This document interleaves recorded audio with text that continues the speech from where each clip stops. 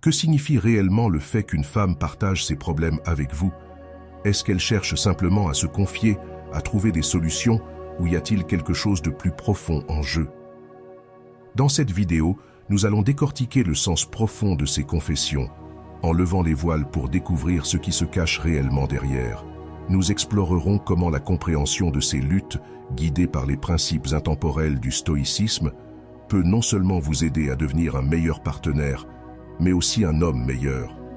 Il ne s'agit pas seulement de relations, mais de développer votre intelligence émotionnelle, de renforcer vos connexions et de pratiquer l'art de la présence.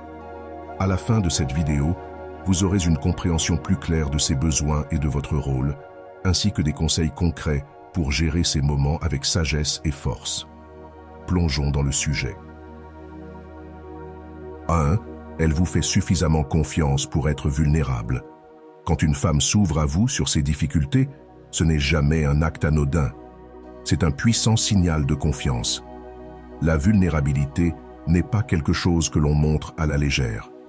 Elle est réservée à ceux avec qui on se sent émotionnellement en sécurité. Réfléchissez-y. À quelle fréquence partagez-vous vos propres insécurités ou défis avec n'importe qui?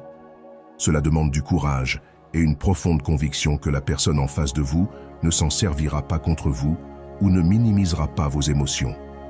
Lorsqu'elle choisit de partager ses pensées les plus intimes avec vous, elle vous dit en substance « Je te fais confiance avec cette partie de moi que je ne montre pas au reste du monde. » Votre rôle n'est pas de sauter immédiatement pour résoudre ses problèmes, de rejeter ses émotions ou de vous laisser submerger par elles. Votre rôle est d'être une présence calme et stable sur laquelle elle peut s'appuyer, un rocher au milieu de la tempête. Imaginez la scène. Elle a passé une journée difficile. Peut-être que son patron a critiqué son travail de manière injuste ou qu'elle se sent sous-estimée par son équipe. Elle rentre à la maison, s'assoit et commence à partager ce qui pèse sur son cœur. À ce moment-là, vous avez un choix. Vous pouvez faire ce que beaucoup font instinctivement. Interrompre avec des conseils comme « Tu devrais simplement démissionner » ou dire quelque chose de désinvolte comme « Ce n'est pas si grave ». Ou alors, vous pouvez choisir une approche différente, ancrée dans les principes stoïciens et l'intelligence émotionnelle.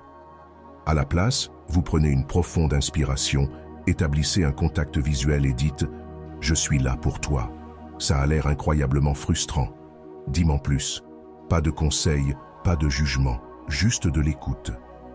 Cette réponse simple accomplit quelque chose d'extraordinaire. Elle montre que vous accordez de la valeur à ses sentiments et que vous êtes prêt à partager, ne serait-ce qu'un instant, le poids émotionnel qu'elle porte. Dans ce contexte, être tolérant signifie lui offrir l'espace nécessaire pour s'exprimer sans jugement ni interruption. Être strict avec soi-même signifie résister à l'envie de résoudre immédiatement son problème ou de rejeter ses émotions. Au lieu de cela, vous pratiquez la discipline en restant présent et attentif, même lorsque la tentation de décrocher ou de répondre avec une solution rapide est forte. Ces moments de vulnérabilité sont des cadeaux, des opportunités d'approfondir la confiance et la connexion entre vous. Ce ne sont pas de simples séances de défoulement, ce sont des invitations à vous élever et à être le partenaire dont elle a besoin. Soin. 2. Elle met à l'épreuve la profondeur de votre caractère. Parfois, lorsqu'une femme partage ses luttes, elle teste votre capacité à gérer la pression émotionnelle. Êtes-vous capable de supporter cette pression? Pouvez-vous naviguer dans la complexité? Pouvez-vous rester stable face aux tempêtes de la vie? Ces moments ne sont pas de simples conversations, ce sont des fenêtres sur votre caractère. Elles ne recherchent pas la perfection, mais la présence. Et la façon dont vous répondez en dit long sur qui vous êtes et sur le fait que vous soyez ou non quelqu'un sur qui elle peut réellement compter. Les stoïciens comprenaient l'importance profonde du calme face aux défis. Sénèque disait « Le meilleur remède contre la colère est le délai ». Que signifie cela pour vous? Lorsque qu'elle aborde un sujet sensible, surtout chargé en émotions, il est naturel de ressentir l'envie de réagir instantanément. Peut-être vous sentez-vous sur la défensive, confus ou même dépassé. Mais la clé ici est de faire une pause, de résister à cette réaction instinctive. Cette pause est l'endroit où réside la force, là où vous lui montrez que vous ne réagissez pas simplement, mais que vous écoutez et traitez véritablement. Imaginez qu'elle vous parle d'une erreur qu'elle a commise dans le passé, quelque chose dont elle a honte. C'est brut, vulnérable, et il lui a fallu du courage pour en parler. Si vous répondez de manière désinvolte, par exemple, « Pourquoi tu me racontes ça ?» swing ou avec dureté, « C'est vraiment grave ce que tu as fait », vous risquez de la faire se sentir jugée ou en insécurité. À ce moment-là, elle pourrait se refermer et vous perdriez l'opportunité d'approfondir votre connexion. Maintenant, imaginez une autre approche. Vous prenez une profonde respiration. Vous vous rapprochez, pas seulement physiquement mais émotionnellement. Vous l'écoutez sans l'interrompre. Lorsqu'elle termine, vous dites « Cela semble avoir été vraiment difficile pour toi. Merci de me faire assez confiance pour me le raconter. » Ou encore « Comment te sens-tu à ce sujet maintenant ? Cela t'a beaucoup préoccupé ces derniers temps. » Avec seulement quelques mots, vous créez un espace sûr où elle se sent entendue, respectée et valorisée. 3. Elle veut se sentir écoutée. Imaginez ceci. Elle rentre à la maison après une longue journée et commence à parler d'une expérience frustrante au travail.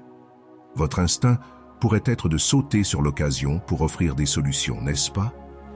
Au lieu de cela, faites une pause. Posez votre téléphone, éteignez la télé et écoutez simplement. Faites-lui un contact visuel.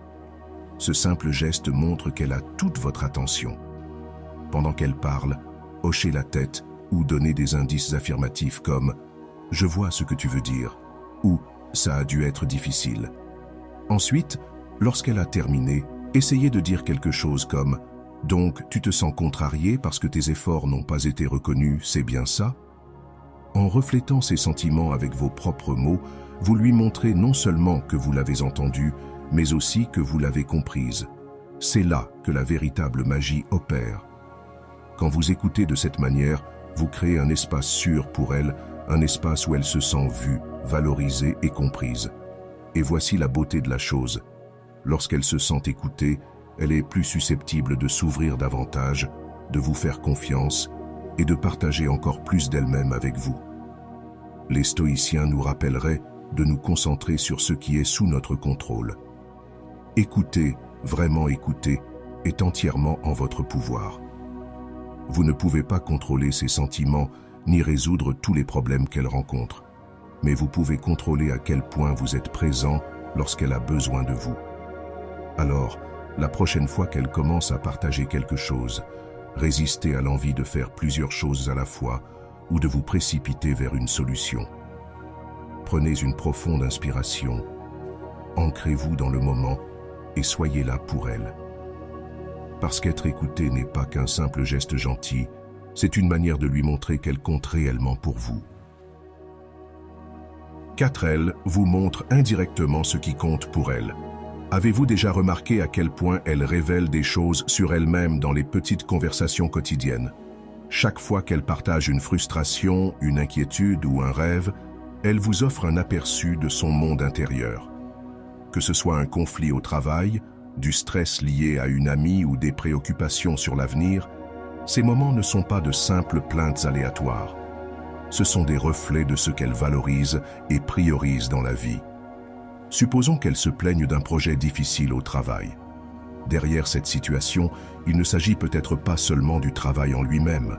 Cela peut signifier qu'elle accorde de l'importance à l'ambition, à la croissance personnelle ou même à la stabilité que lui procure sa carrière.